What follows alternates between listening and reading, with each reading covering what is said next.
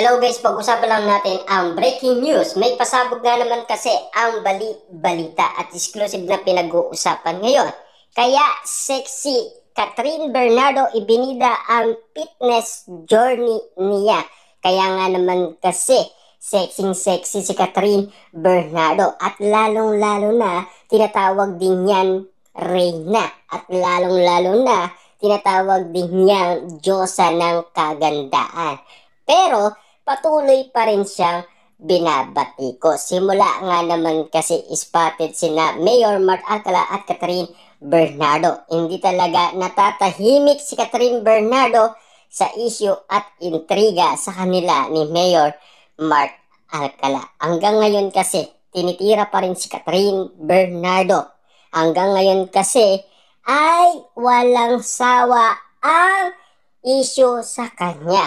Pero at least nananahimik lang si Catherine Bernardo at kalmado lang at ini-enjoy niya lang ang kanyang buhay pag-ibig at lalong-lalo na si Catherine Bernardo nag-i-enjoy siya sa kanyang ginagawang project. Ayon pa sa balita, ibinida ni Catherine Bernardo ang kanyang naging fitness journey sa latest interview sa kanya ni MJ Felipe para sa Are You Go TFC show nito. Nagsimula raw ang kanyang fitness journey noon bago siya mag 18 years old.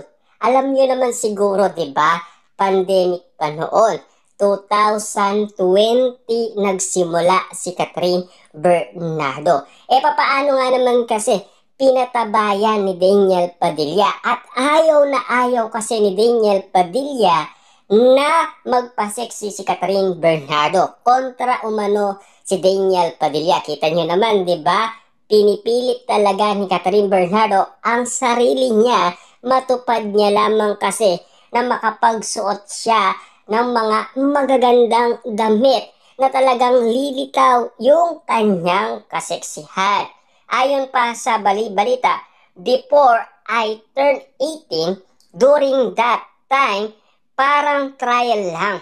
Siyempre, hindi mo pa alam kung anong workout yun mag-work for me. So, I tried different workouts and then now, I am doing strength training naman because I meet Malu last year. So, nagtuloy-tuloy kwento ni Kat. Ang tinutukoy niyang Malu ay ang kanyang fitness trainer. Pinaliwanag din niya kung bakit mahalaga ang fitness para sa kanya. Siyempre, si Catherine Bernardo, pagod na pagod yan sa kanyang trabaho.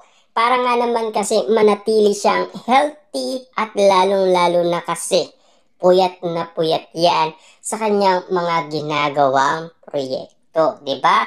Siyempre kailangan yon ni Catherine Bernardo. Pero hindi lang naman kasi ang fitness ang kailangan ni Catherine Bernardo. Kailangan din niya ng pahinga at tulog. Siyempre, kung pagod na ang iyong katawan at nag-e-exercise ka pa, mas lalong mapapagod ang iyong katawan.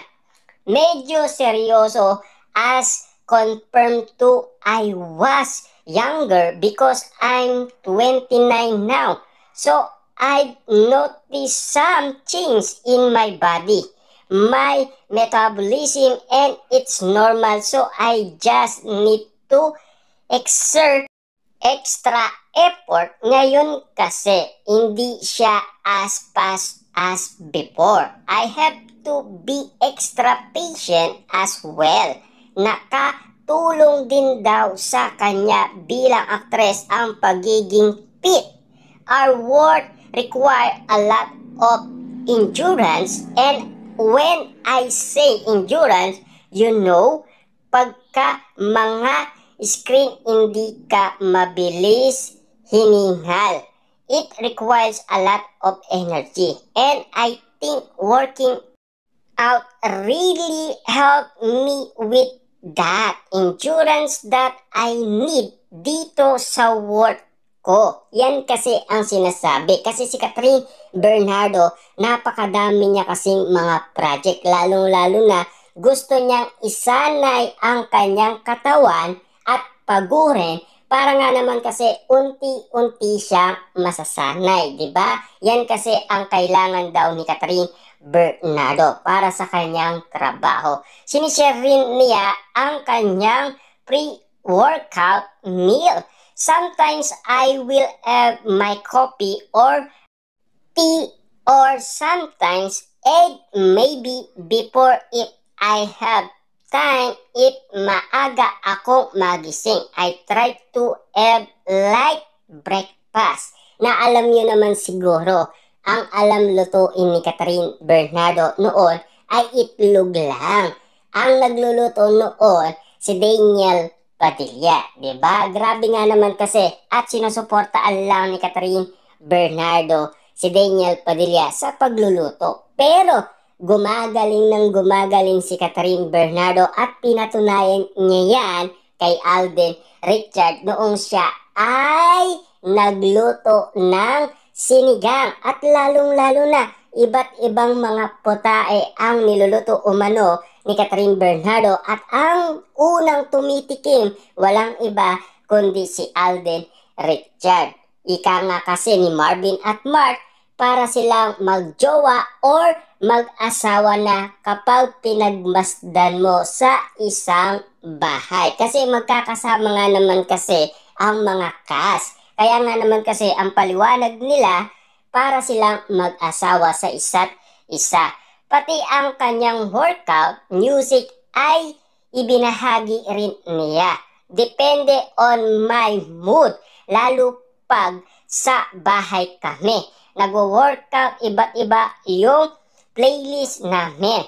Sometimes it's hip-hop, sometimes it's parang mga old school naman. Sometimes R&B, depende on my mood. Kasi alam nyo naman siguro, nasanay si Catherine Bernardo kay Daniel Padilla, di ba? Kasi alam nyo naman siguro, lahat ng mga bagay na nangyari umano sa Katniel, siyempre more than 11 years silang nagkasama.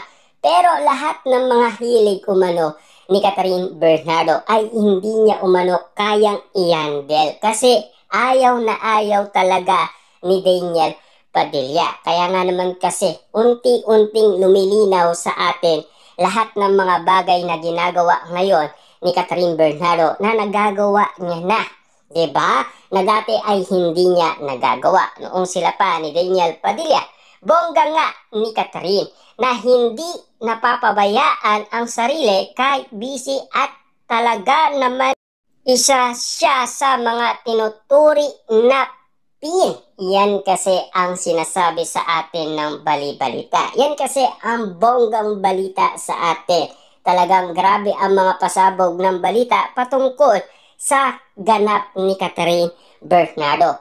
Kahit na pagod yan sa kaka-workout, pagod din yan sa mga issue at intriga na patuloy lang iniintriga si Catherine Bernardo. Hanggang ngayon kasi hindi pa rin mamatay-matay ang issue sa kanila ni Mayor Mark Alcala. Grabe, exclusive nga naman kasi ang mga balita.